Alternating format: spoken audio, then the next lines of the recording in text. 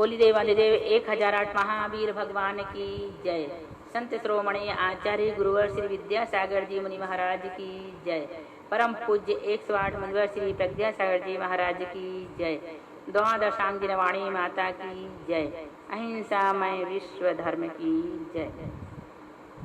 देखें कुंद कुंद का कुंदन की 62 नंबर की गाथा समय सार से ली गई है। ये भी वीतराग, सम्यक दृष्टि और निर्जरा। सुने ध्यान से गाथा को। उपभोज मिंदिहिम दब्बाण मचेदनाण मिदैराणम तम कुणदि सम्य दिट्ठी तम सब्बम निज्जर निमित्तम। देखो क्या कह रहे हैं। वीतराग सम्यक दृष्टि जीव अपनी इंद्रियों द्वारा मिंदिहि, अपनी इंद्रियों द्वारा चेतन तथा उससे भिन्न अचेतन द्रव्यों का जो उपयोग करता है। चेतन नाम दिए ना, चेतन तथा उससे भिन्न अचेतन द्रव्यों का उपभोग करता है, वह सब उसके लिए राग, द्वेष और मोह का अभाव होने के कारण कर्मों की निर्जरा के कारण होते हैं। फिर से सुनो। वीतराग सम्यक दृष्टि जीव, किसकी बात कर रहे हैं यहाँ पर। वीतराग सम्यक दृष्टि जीव की। कि वीतराग सम्यक दृष्टि जीव अपने इंद्रियों द्वारा चेतन तथा उससे भिन्न अचेतन द्रव्यों का जो उपभोग करता है, वह सब उसके लिए राग, द्वेष और मोह का अभाव होने के कारण कर्मों की निर्जरा के कारण होते हैं।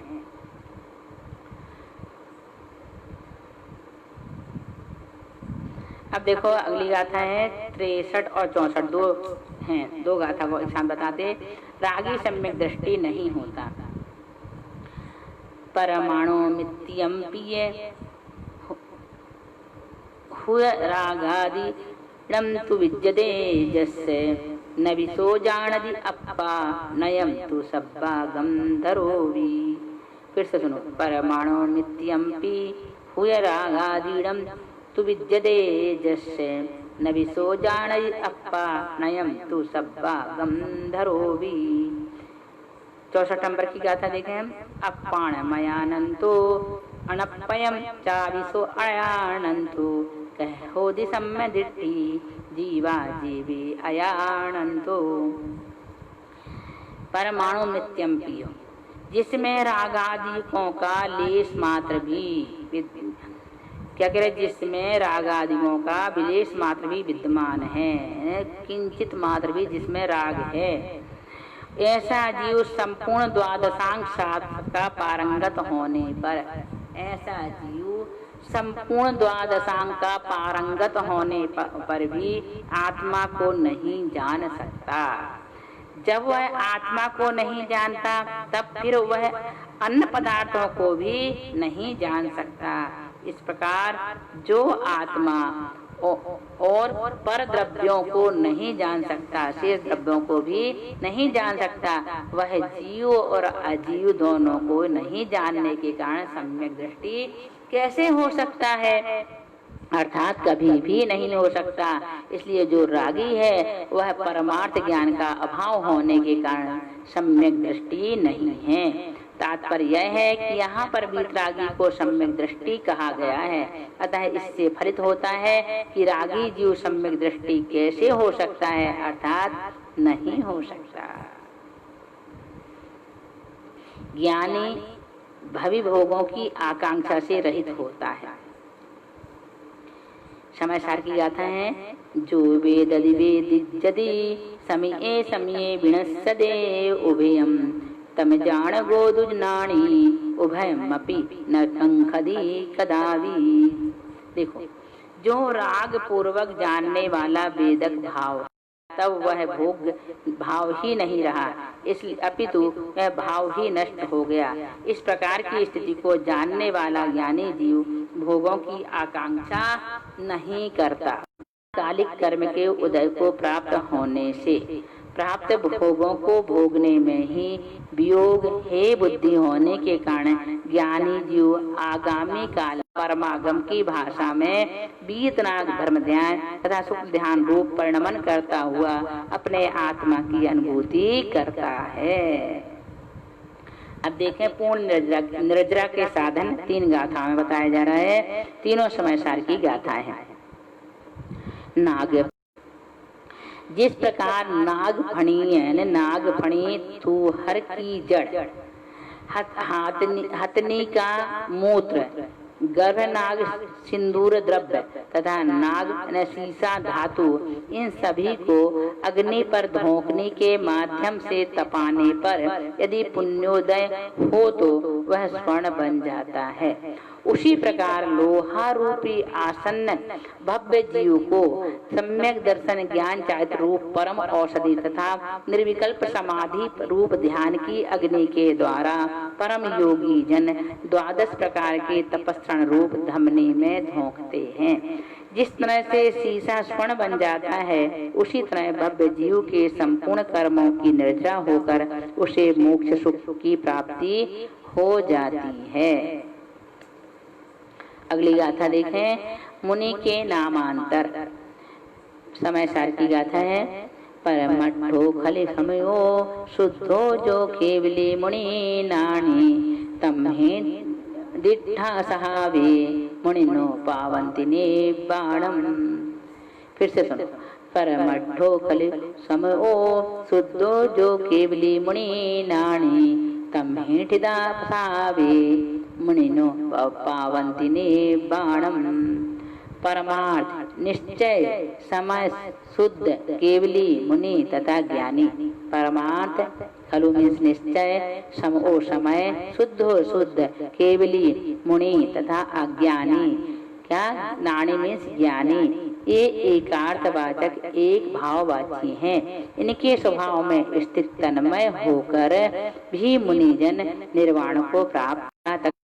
चित्त, भाव तथा परिणाम, ये सब नाम एक ही अर्थ के वाचक हैं। विकल्पात्मक दशा में ये सभी बंधु के हेतु हैं। अब देखो, समय सार की बहुत सारी गाथाएं इसमें आई हुई हैं। ये 72 नंबर की गाथा देखें। अभव्य के धर्म सेवन का हेतु। सद्यः दीय पत्ते ही, सद्यः दीय पत्ते दिय, चोचे दिय, तह पुण्यो विभासे दिय, धम्म में भोग नहीं। लेकिन उसे वह कर्मों को नष्ट करने के लिए नहीं, अपितु भोगों को प्राप्त करने के लिए करता है। कितनी अच्छी बात बता रहे हैं, बड़े काम की है। किसका लक्षण? ये अभव्य का। अभव्य के धर्म सेवन का अपना निरीक्षण करना है, परीक्षण करना है कि हम कौन हैं, भव्य है कि अभव्य हैं। और यदि हम अभव्य हैं तो हम धर्म किस लिए कर रहे हैं, उसका कारण क्या है धर्म करने के पीछे। अब देखें, अगली गाथा है 73 नंबर की। पढ़ने मात्र से कार्य नहीं। मोक्षम असदहंतो अव्यसत्तो दूसो अधि, पाठो न करे द्विगुणम असदहन तस्य नाणम तु। अभव्य जीव यदि 11 अंगत रूप शास्त्र को भी पढ़ता है तो भी शुद्ध ज्ञान में आत्मस्वरूप मोक्ष तत्व का श्रद्धा न होने के कारण उसका वह शास्त्र का पढ़ना गुणकारी नहीं होता। बहुत बढ़िया। पढ़ने मात्र से कार्य नहीं। ये गाथा में क्या बताया जा रहा है कि पढ़ने मात्र से कार्य नहीं है। समय सार जी की गाथा है। अभव्य जीव यदि 11 अंग रूप शास्त्र को भी पढ़ता है तो भी शुद्ध ज्ञान में आत्मस्वरूप मोक्ष तत्व का श्रद्धा न होने के कारण उसका वह शास्त्र का पढ़ना गुणकारी नहीं होता। तात्पर्य यह है कि पढ़ने मात्र से कार्य नहीं होता, किंतु तदनुकूल श्रद्धा व आचरण भी होना चाहिए, तभी मोक्ष की प्राप्ति होती है। अकाल मरण और उसके हेतु। भाव पहाड़ों की गाथाएं तीनों बहुत ही अच्छी हैं, बहुत ही अच्छी हैं। ध्यान से सुनना। विस्वीयण भय सत्तगण संक्लेशाणम आहारुषाषाणम निरोहणा खिज्जये आओ हिम जलन सलिल गुरु यर पब्बित तरु रोहण सड़ंग भंगे हिम रस विजय जोय धारणम अनय पसंगे ही विविहे हिम ये त्रिय मनुष्यम में सुयरम उभवज्जी उण बहु बारम अमृत्यु महादुखम दिव्यम पत्तोषितम मित्तम। सुनो ध्यान से, बहुत बढ़िया गाथाएं। विष वेण तक है, विष वेदना, रक्त क्षय, भय, शस्त्र ग्रहण, संक्लेश, आहार निरोध, श्वासोश्वास निरोध, बर्फ कारणों से संभव है। यदि इन एकाधिक कारणों से शरीर का ही व्याघात हो जाए तो शेष संपूर्ण आयु कर्म अपने आप ही बिखर जाता है। इसे ही अकाल मृत्यु या कदली घात मरण कहा जाता है। कदली घात यह शब्द ही 9 कर्म के घात का द्योतक है। अकाल मृत्यु के हेतुभूत कारणों में एक कारण अन्याय अनीति का आचरण भी है। यह कारण हमारे लिए विशेष रूप से ध्यान रखने योग्य है। हमें ऐसे प्रसंगों से बचना चाहिए क्योंकि अनीति का आचरण करने से द्रव्य प्राणों का व्याघात होकर अकाल मृत्यु का प्रसंग आ सकता है। बहुत बढ़िया बात है, बहुत ही अच्छी है। इसे याद रख लेना और इस प्रकार के कभी कोई विचार आए ना, ऐसा भी ध्यान रखना। कभी भी क्या नहीं करना चाहिए, आत्महत्या नहीं करना चाहिए। देखें, हमने आपको अभी तक यहाँ पर कितनी गाथा बढ़ा दी है, 76 गाथाएं आपकी पूर्ण हो चुकी हैं। इसके बाद हम आपको 77 नंबर की गाथा से पढ़ाएंगे। आप इन गाथाओं को अच्छी तरह से सुने, याद कर सके तो याद करें, नहीं तो सुन करके इनका भावार्थ जरूर देखें ताकि आपको इन गाथाओं का अर्थ समझ में आए। प्रिय महावीर भगवान की जय।